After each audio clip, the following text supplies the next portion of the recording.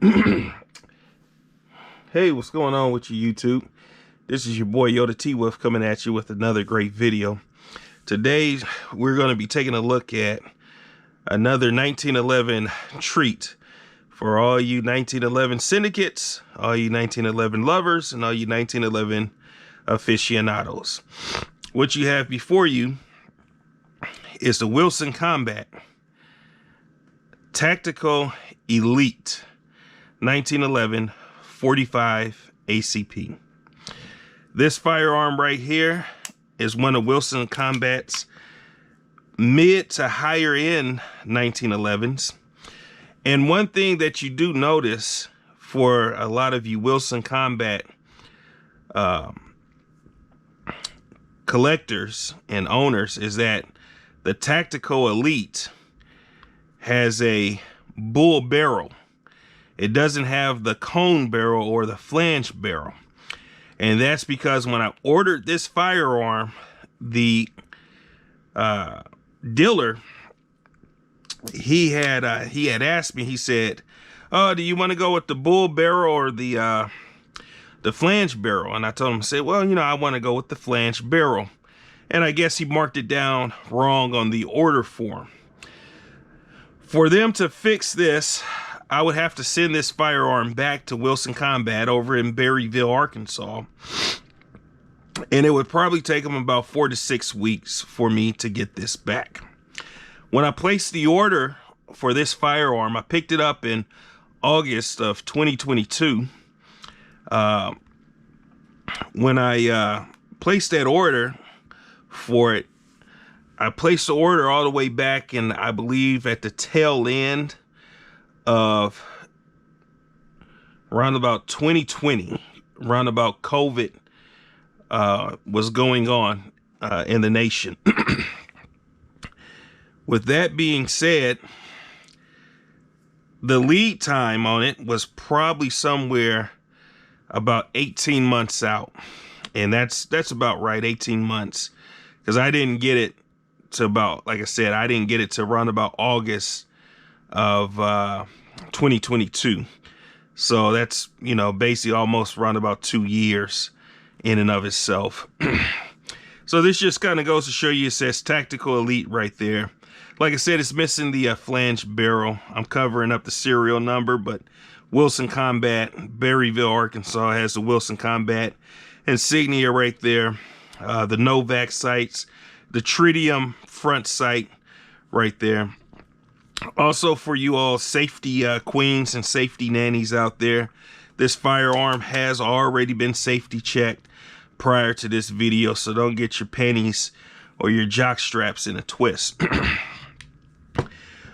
I've shot this firearm and it is exceptionally smooth. It is one of the reasons why you pay the amount that you do, $4,400 or more, for a Wilson Combat or for that custom 1911. I know that some guys out here may not like what I'm getting ready to say, but there's only round about 4 manufacturers right now that I consider that are custom 1911 manufacturers of the 1911 pistol.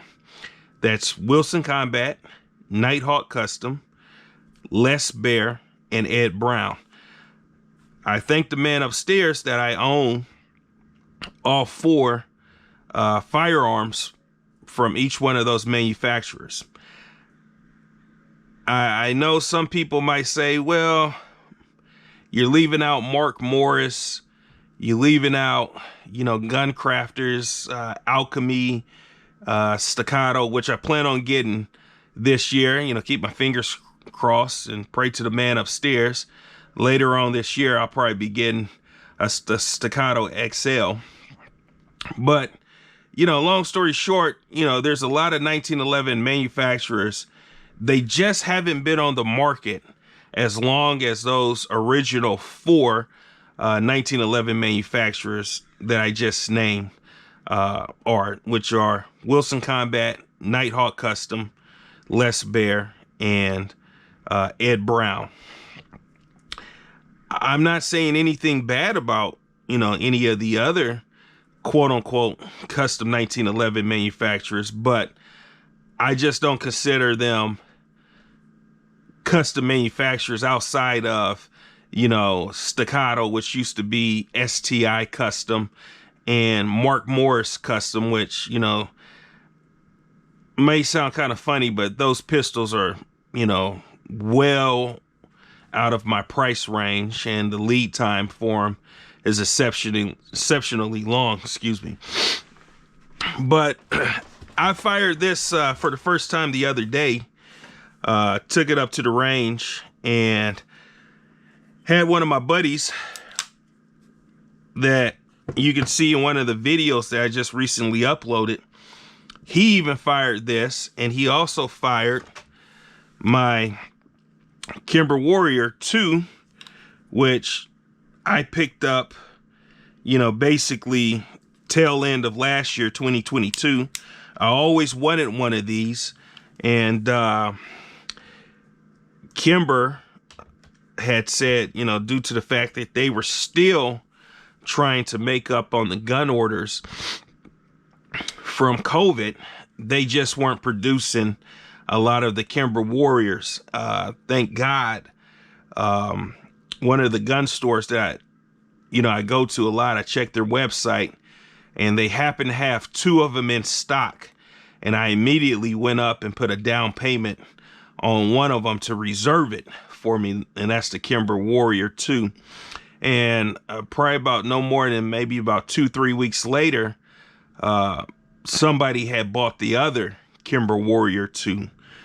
So basically that kind of shows you that, these Kimber Warriors right here, Kimber 1911s, they're still somewhat in demand. And I tell a lot of people, don't sleep on Kimber, don't sleep on, Kimber 1911s. I know some people would run Kimber Warriors through the mud. Well, excuse me, not Kimber Warrior, but just the name Kimber. They run them through the mud. They'll tell you, this firearm really, the firearm really isn't like, what it should be. Kimber is a horrible company. But, me, I tell a lot of people, Kimber by far is probably the best production 1911 company there is out there. Some people may disagree with what I have to say, which I'm pretty much fine with that. I'm not saying that I'm any much of an expert, but I own 3 Kimbers now. I've owned 4 over the course of my lifetime. I sold one to a buddy, just simply due to the fact that I was in the market of getting another gun, and I wasn't really shooting that Kimber like I should have, and because he was a buddy of mine, I gave him a pretty sweet deal, and he barked at it, so we just went ahead and did the PPT. So not to bore you with Kimber all too much, because I know this is a Wilson Combat video, but this Wilson Combat Tactical Elite, I love it. I mean, it is smooth, it is accurate. One of the things that I will say is that Bill Wilson, he does know what he's doing, and his gunsmiths there at Wilson Combat, they know what they're doing. This is what happens when you pay over $4,000 for a firearm. This is your expectation of what a firearm should be in craftsmanship and accuracy. This thing runs smooth. It's like a Ferrari in your hand, basically it was just, had a target out about 12 yards, center mass, bullets, were flying there. I was shooting Winchester white box 230 grain bullets, and Cellier and Beloit. I was shooting some of those. I think those were 230 grain, and I mean, this gun ate it, and it put that bullet where it needed to be. You know, of course, I won't say I'm a expert shot, but I'm a pretty damn good shot when it comes to operating these firearms. So, you know, if anybody is kind of looking into Wilson Combat, I would say they are a good gun manufacturer. I'm not saying that you have to go out like me and get a $4,000 plus pistol. They do sell some pistols around about the $3,000 range, and I do understand that for a lot of us as working men, those firearms are way out of people's, you know, their wallet range. I had to do some saving on this one, you know. So basically, when I gave the guy my initial down payment over the course of time, you know, penny pinched here, penny pinched there.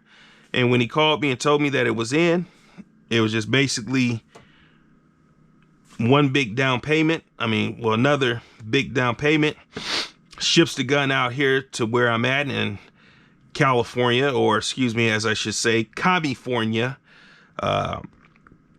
and picked it up back in August. And like I said, you know, shot it for the first time, and I am amazed by it, just by the craftsmanship of this pistol. So the Wilson Combat, of course, you get this nice, beautiful bag that they give you. You get 2 standard 8-round magazines.